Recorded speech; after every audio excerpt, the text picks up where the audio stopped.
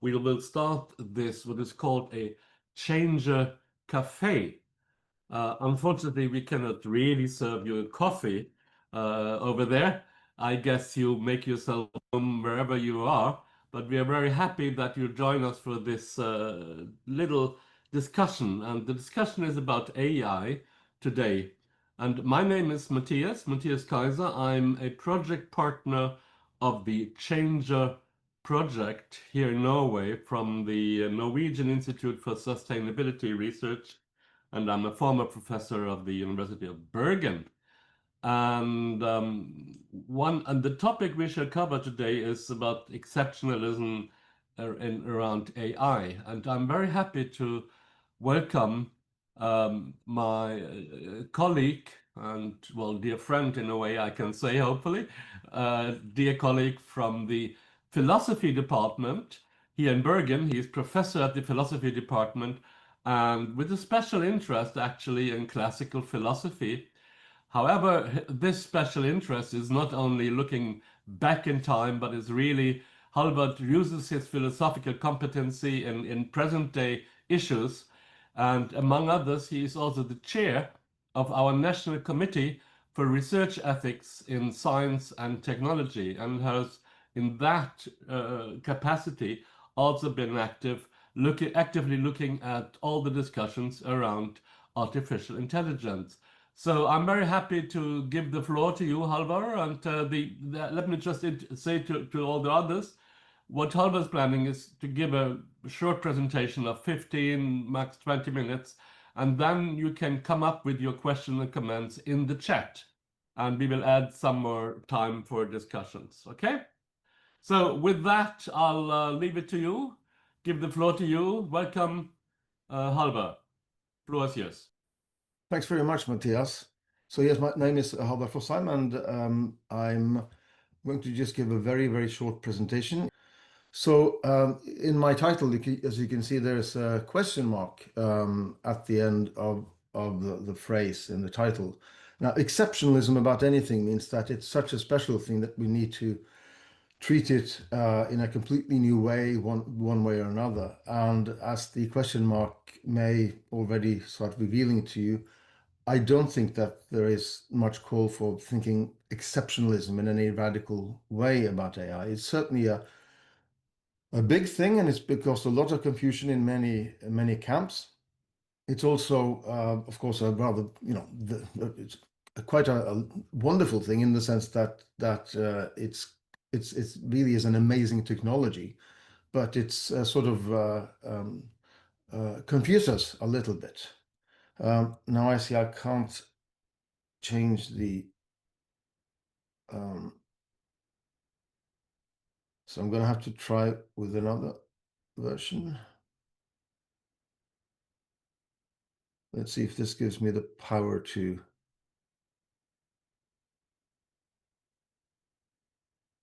At least did it change there? Yeah, good.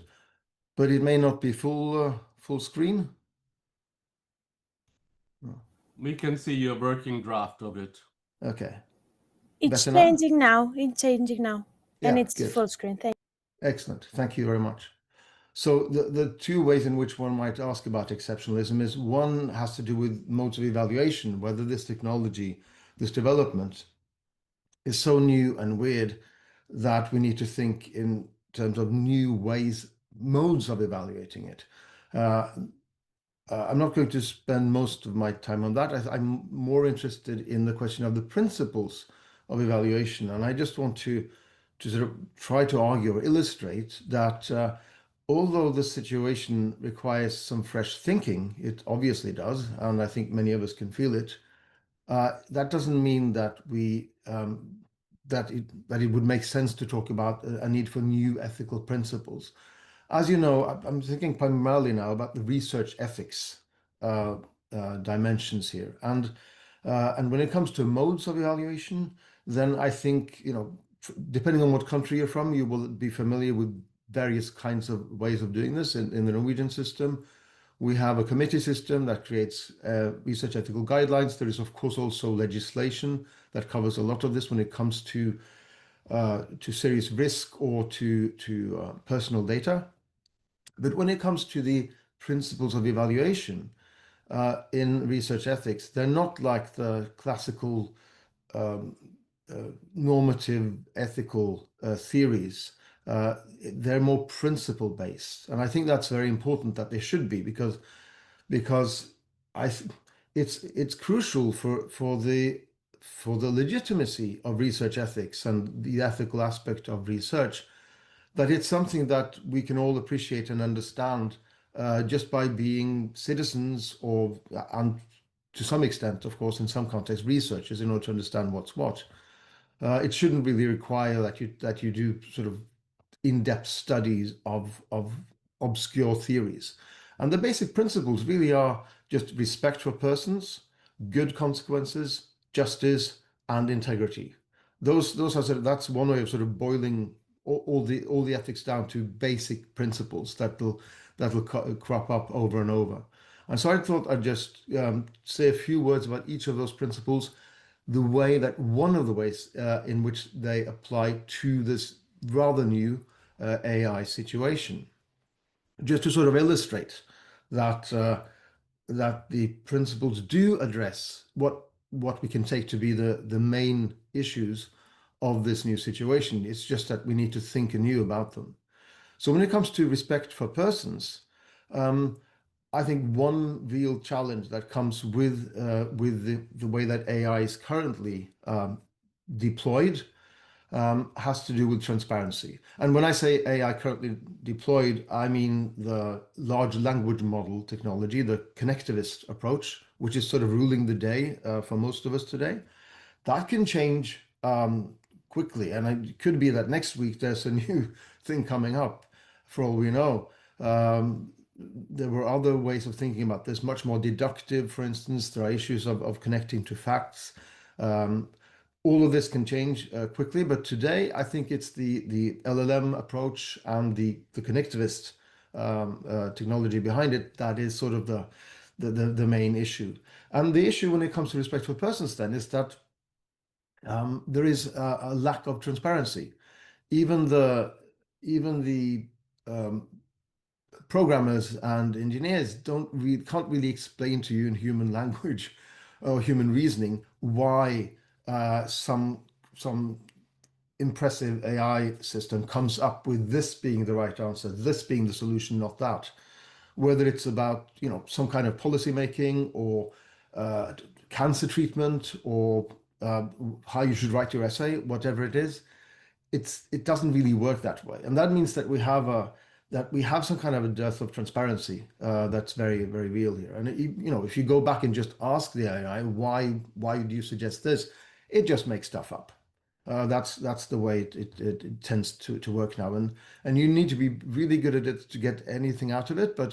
But even if you are really good at it, unless you're a programmer, you won't be able to sort of get the actual causes behind the conclusions. And those courses are probably not going to look very much like the kind of things that we think about anyway. So here we have some real issues that we need to ponder. When it comes to consequences, of course, that's always been with us, especially within science and technology. Both issues of risk and uncertainty, but also just the fact that we don't know where the technology leads us. And when it comes to the AI now, I think the best summing up of some of the crucial points here is what is now very well known as the alignment problem. So the alignment problem is one basic dimension of it is just the question, how sure can we be that the technology that we set up to help us reach a certain end is really going for that end? If the reward function is not the same as our actual end, which it usually isn't, then we don't really know. Also, there are things having to do with context, so that that end to us, of course, is not the only end in the world. So there's been set up a lot in the philosophical literature and the ethical literature, more or less sort of science fiction-like examples, like gray goo, the idea of the singularity, the paperclips example, where you just want your practical AI, sort of next gen AI, to provide you with some paper clips, and it just doesn't get the context and just transforms your co-workers and colleagues and the whole world into paper clips. So this is something that has to do with the technology, but it's also got to do with us.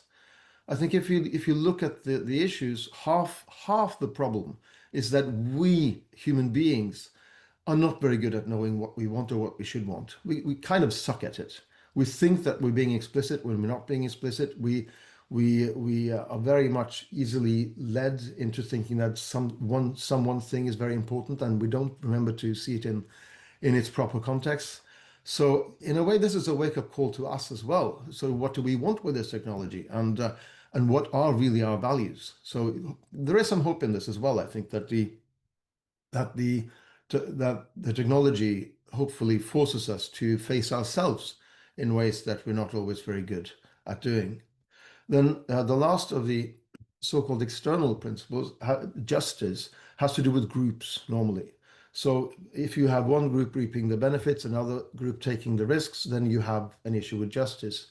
And we've seen that this is a very real issue in the cases that are very well known about predictive policing, where they used AI to sort of deploy police officers to certain areas rather than other areas of an urban area, for instance. And these deployments then, when you looked at the whole picture, seemed clearly racist in those cases. And similar problems will be very, very typical when it comes to justice. Also, I think another thing, in a respect in which AI is not original, it's just another layer of injustice that threatens to cover the world along with any other technology, any other kinds of means, is that there is always a difference between the haves and the have-nots. And if you think in terms of global south, global north, unless someone works very hard at avoiding it, the right people, it's going to be AI technology, for all that it's good, all it's worth, is probably not going to be evenly distributed globally. It's going to be just another one of those things that's just unfairly distributed. Thinking a little bit just more within the issues having to do with academia, then of course the technology now is so costly to produce that it's not something that's really done by universities. It's done by or academia in that sense. It's done by people who have their background from for the most part, from academia, from universities, but the corporations who are doing it are not part of that world. So some people, especially people in academia, of course, will think of this too as a sort of relevant haves have-nots situation right now, the way things are working. Finally, integrity. That has to do more with how researchers, in the way I'm using the term now, it's used in very many ways, but what I have in mind primarily is the previous three principles, respect, consequences, and justice, have to do mainly with how researchers interact with the rest of the world. Research interacts with the rest of the world. Integrity has mainly to do with how researchers interact with each other. So these are the values that make sure that we do it in a way that's not only ethically sensible, but I think here ethics and research come together in such a way that if these principles drop away completely, then whatever we're doing, it's no longer research. So a certain level of competence is required, a certain level of openness and sharing, for instance, these are required. And I think one way in which it's interesting to look at, and crucial to look at AI now, is the way in which this turns into a question of competence. Because today, I think there are huge, both institutional and individual differences in how and to the extent to which we avail ourselves of AI technology. But just imagine if we get used to sort of outsourcing some of the things that today are sort of core academic competences, like putting together a literature review, or just tuning and tweaking and finding a really good methodology or a research question, designing an experiment, just at the end of the day, perhaps just writing proper, whole, grammatically correct sentences. If we sort of, to the extent to which that we outsource this to the technology, these are all competences that we may at least get less good at, and we may also lose them. And this is no good, because losing a competence is done in a matter of years, but getting it back is very, very difficult once it's lost.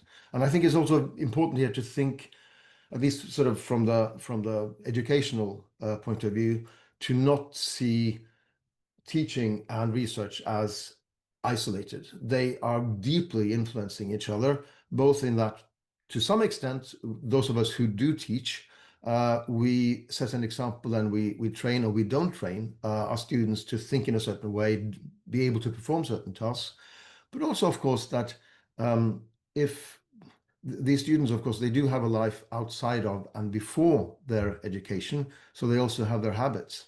And so, a few years down the line, those students will be the next generation of researchers. So it's really crucial to think about these things and see them in connection.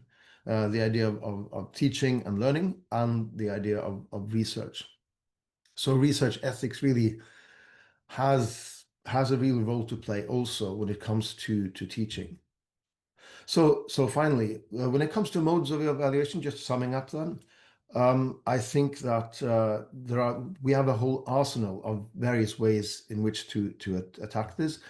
In the Norwegian context, for many areas, guidelines, research ethical guidelines, have been and are a very, very important, perhaps the most important tool that we use to help articulate for ourselves and for each other what are the principles and what are the practices.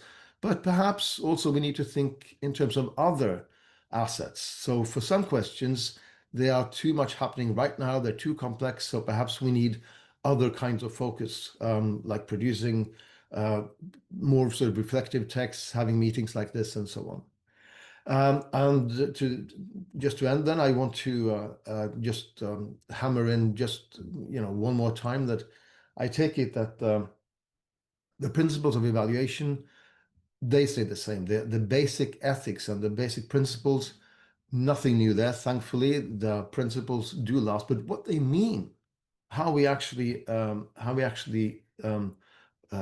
interpret them and operationalize them in the context, I hope I've sort of indicated that is what generates new questions today.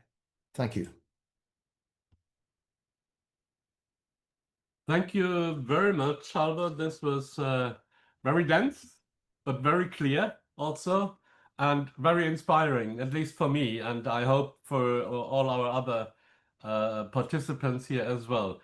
May I remind you folks that you have the opportunity to come up now with some questions and comments also, and you can put them in the meeting chat, which should be available here on Zoom, so we can communicate it to Hallvard. So far, I can't see any message yet. That is okay. But let me just ask you about you had 4 principles: transparency, alignment problem, or looking for consequences, justice, and integrity. And the last one, isn't that a really, I mean, as you said, it sticks out a little bit because it's about how we or how researchers relate to each other, how we organize our research community.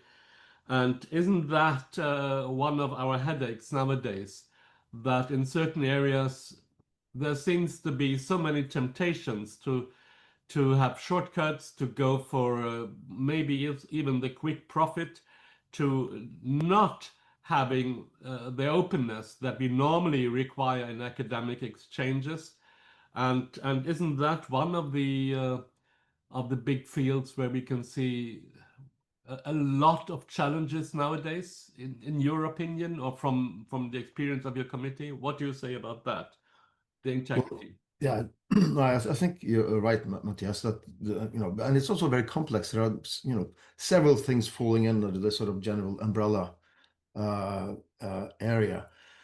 One, I mean, the very question of openness, of course, it's been said now more and more by people who are also sort of closer to the technology and actually sort of knowing programming and stuff like that, that using open source and open AI is critical, and that's true. It's partly got to do with responsibility too, because it means that there is at least some of us in the community, those who know enough about those things. Not everyone can be a programmer, I think. That there is a chance of finding out, knowing how is the process taking place. But it's also, I think, closer to home for everyone doing research, to the extent that part of your production is publications. So there is this, which it should be to most, I guess. And so there is this discussion now, and I think again we see wildly differing practices of how or whether to use large language models to help you, as a sort of to help you write. And I think again openness will get us pretty far. I mean, being very clear on declaring exactly and precisely what did you use which technology for, as part of getting to the product, which is, let's say, a text. But I think that the way things work today, it's also crucial to keep in mind that there are limits. There has to be limits. And that's because we tend to think of authorship primarily in terms of credit and fame and glory, the being productive, getting positive feedback from your head of department and so on, for being a good and productive researcher. But that's just one dimension of it. The other dimension, which is sort of the basic identity of what it is to be an author, is to be someone who is responsible, someone who responds, and who's capable of standing for whatever they said and explaining whatever they said and address whatever issues arise from it. And with the way the technology is today, AI technology, it cannot take any responsibility. So framing AI as a co-author, I think, is a complete category mistake. AI, the way that it works today, cannot take responsibility. I mean, it happens if you work too much with it, you start thinking of it as a person. It's not, and it cannot take any responsibility in any sensible way. Again, this may change. These are partly practical, partly empirical, partly philosophical questions. I'm not ruling out that we could get to a point where we have to ask seriously the question about personal identity and responsibility and ethical status of some kind of future AI-like technology. But for better or worse, we're not there at present. So we really do need to, whatever we do, whatever our practice is, we do need to make sure that we, the human beings, divide the roles and the labor in such a way that we are always clearly the ones responsible for whatever it is that we produce. Good, Hallvard. I see there's a question from Tina coming in, but before that, just a quick follow-up on the last thing on the authorship. Yeah. Does that mean also limitations to having AI as a decision maker, like in a low-level legal system, like me being fined for wrong parking or whatever? Could that be done by, or should it never be done by AI? I don't have a categorical answer to this, but I think the sensible way to think about it is that there should be responsible humans always as part of the chain, so that it's no longer, sorry, there is just a technology. I mean, that couldn't be a good a decent response in a sort of a state of law. Yeah. But of course, you could also put a question in the other direction, saying that once we have this technology and we do know that it's better than humans at making certain kinds of decisions, then aren't we also responsible for somehow including it? Yes. So I guess the short and easy answer is that yes, wherever it seems to do really well, we should include it, but we should include it at some kind of at this stage anyway, as in a way that doesn't take responsibility away from the humans that are involved. Okay, thank you. That's for now. You the question from Tina, our dear colleague from Greece. Thank you very much. Very interesting. It may not be very relevant, but I would like to ask you about the photos in your slides. They were from previous areas. Did I recognize a photo from Tuskegee, or am I mistaken? So would you like to transmit a message from the past regarding the future or not? Thanks. Oh yeah, that's a very elegant question. Thank you. Yes, actually, I did my utmost to make sure that the pictures were all sort of in the public domain, and I hope that that's correct. And you're absolutely right. The justice illustration was Tuskegee. The consequences illustration was Manhattan Project, and the respect illustration was Milgram. Because these are sort of, you know, textbook examples from the past of issues having to do with each of those principles. And by the way, the integrity image was Merton. Yeah. Yeah, middle-aged Merton, who's very, you know, famous for having set up the idea of one way of approaching what are the values at stake when we do research.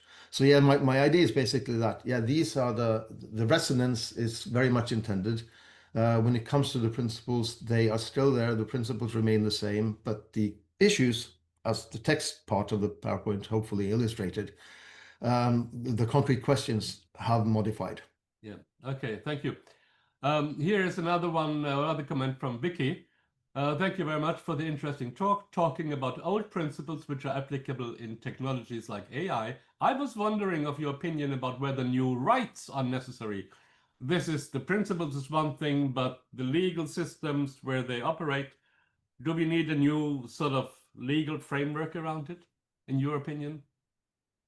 There's another one also coming up, but maybe shall I read that one as well? Just while you think about that first one about the legal context. I think it's actually easy for me to try and do them one by, because these are very difficult questions, and I can just say straight away. I mean, I'm not a lawyer. I don't have, you know, I don't have all of that competence, but clearly, in a situation like this, there is also a legal, judicial dimension that is quite crucial. And as we can see, the US and Europe, for instance, have approached this in very different ways. Whether it's correct to talk of this as in terms of new rights, or whether it's a reinterpretation of basic human rights that we now see that we need to say more in order to know how to apply those rights. I'm not enough of an expert to have any sort of to dare to come up with any strong opinion on that. But I do know that it's a very real challenge, both for research ethics guidelines and for law, to find the right distance from the ground. Because if you're too abstract, only, you know, almost no one understands what you want to say. If you're too close to the ground with this sort of technological development, it'll be a matter of 2 or 3 weeks, and you'll have to rewrite the law. And laws that keeps changing all the time, that's sort of a way of undermining sort of stability and trust in law, as well as in ethical guidelines. So this is a very real challenge, and I think in both of those areas. Okay, thank you. And here is one from Katya Sampatianaki. Well, that sounds Greek to me as well. Some scholars, and here she thinks about Doshi Veles et al. 2017, believe that the new explanation industries in these science, along with prompt engineering, should be developed in order to overcome the explanation gap issue. Would you agree, especially in the light of new labor shifts and changes? So the explanation gap, would you agree? And yeah, what do you say to that? Well, I'm not entirely sure that I understand the terms correctly, but if the explanation gap is that we can now decide on lots of things and conclude on a lot of things without really being able to fully explain the core of it, then that is clearly what I tried to illustrate is a sort of it's become a huge a much bigger problem and challenge. And the explanations that you get if you ask the AI is often gets more and more entangled, at least for normal sort of mortal users like most of us are. But I also want to sort of just, let's also keep in mind that even in scientific research, we do have some pedigree for a certain explanation lacuna or lack. So the gold standard in medical research to most people, I guess, is the sort of double-blind clinical trial. And the double-blind clinical trial is designed to show you that or whether some, say, for instance, some drug works, how and also whether it has unfortunate consequences if you go through all the phases. But the core design is not such as to teach you anything about how it works. So we've had examples of drugs that have been sold widely and broadly for decades without anyone really understanding how it comes that they work. So we do have some familiarity with practices that don't necessarily go all the way when it comes to explaining the nitty-gritty of just precisely what are the mechanisms and how do things work. But that's not to say that it's unproblematic, what's going on now. If I may just add to that, Halvard, I think that last problem here about, if I understand it correctly, the explanation gap is a general issue in our society nowadays, right? And it has very much to do with our trust that we actually we are not able to follow all the explanations to their core because they are too specialized in most areas of our lives, right? But what it takes is we have to take trust in others that they can do this and assure us in a trustworthy way that there is a good basic reason or course for certain effects. And that goes all the way, I mean, I'm doing with the food, right? And all of that, where we trust that others have checked it's not dangerous to eat this or that, or the other way around. Yes, I see. And then, in that respect, of course, thinking in terms of democracy as a form of government that requires quite a bit of trust, I think, the way that in order for it to work well, we also see this in policy making, that if you're a politician today, there's hardly a single decision that you're part of making that doesn't require a lot of research and science behind it. And that's a very real issue also in political thought, this question of how competent do the politicians need to be in order to be able to understand what's going on. And the same, there is a similar, of course, relation then going down to those of us who are voters or citizens. How much do we need to understand, and how much do we need to be informed about what's going on? And that's definitely a huge issue. But I would be a little bit cautious about sort of just hurry up and implementing AI to do the explanation for us, because we know that for now it's not necessarily trustworthy. I don't know of any platform or anything that's been developed that's trustworthy in that sense. So again, it would need to be heftily monitored. Now again, this may change. It may change in a matter of weeks. Suddenly something is launched that we hadn't heard of. That's what happened last time, right, for most of us. But today I'd be very cautious. Yes. Okay, I cannot see many other. Okay, there is. Come on. Well, maybe I give us, if you allow 3 more minutes. Apart from a lot of thank you here from Tina and Katja, Leon Decruy says, related to this question, I wanted to ask that subjects maybe do not have to understand the mechanisms of the AI algorithm, but the mechanisms should be explained in the research protocol and be reviewed by an EC, a research ethics committee, I guess. In contrast to a placebo-controlled double-blind trial, our EC members are familiar with these designs, but not for AI. Should EC's ethics committees now have an AI expert? What do you say with your experience from Nent? I'd say that just building on my general non-exceptionalism approach, I'd say that for any well-working research ethics committee, you do need to have the relevant competence represented. And so to the extent that something crops up over and over in your caseload, then that's the reason to consider making sure that you have that competence in-house and don't have to sort of rush around looking for people for every case. But again, I would still, this may sound sort of trite, but I would still not sort of take for granted for every area always that AI is necessarily such a thing. It's what we call an empirical question, sort of for any given committee or any given sort of review board. What kind of cases do we have? Just making sure that you have whatever competence is relevant. Okay, and now we have the final one. I must say this is from Tina, and I make Tina you are the final one. Would you like to comment on the huge environmental burden of AI and ChatGPT, which somehow I feel is intentionally not mentioned?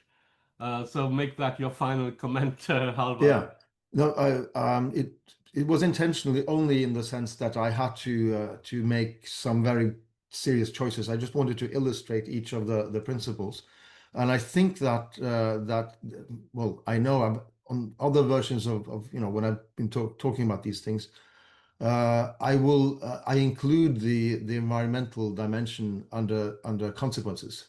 Oh, yeah. And it is a very real thing now that the prompt series costs, further costs electricity, then it also costs water or cold water or the equivalent in order for it just to cool down the machinery.